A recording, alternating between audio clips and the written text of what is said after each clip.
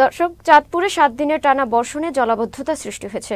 ক্ষতিগ্রস্ত হয়েছে মাছের ঘের, জনগুরুত্বপূর্ণ সড়ক, বসতবাড়ি, কৃষি আবাদ, পোল্ট্রি খামার, ব্যবসা ও শিক্ষা প্রতিষ্ঠান। চাঁদপুরের খবর জানাতে আমাদের সাথে যুক্ত হচ্ছেন জেলা প্রতিনিধি জসিম উদ্দিন।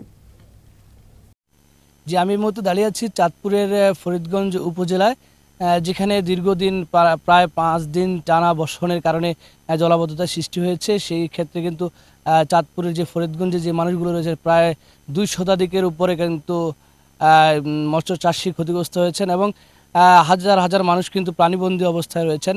এমনটা দেখেছি আমি মৎস্য কর্মকর্তা এবং জেলা নির্বাহী প্রকৌশলী জেলা পানি অধিদপ্তরে তাদের সাথে আমরা কথা বলেছি এবং অনেকের সাথে আমরা কথা বলে যতটুকু জানতে পেরেছি মৎস্য চাষিদের ব্যাপক ক্ষয়ক্ষতি হয়েছে।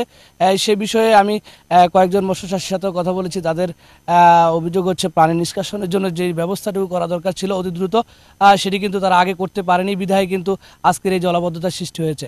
এবং আমি চাঁদপুরের যে সেচ প্রকল্পের যিনি দায়িত্ব রয়েছেন তাদের সাথে কথা বলেছি, তারা বলেছেন অতি দ্রুত কিন্তু পানি নিষ্কাশনের জন্য যতটুকু সম্ভব তারা কিন্তু সর্বোচ্চ চেষ্টা করছেন। এবং আমি ফরিদগঞ্জে মৎস্য কর্মকর্তা রয়েছেন বেলায়েত হোসেন, আমি তার সাথেও কথা বলেছি।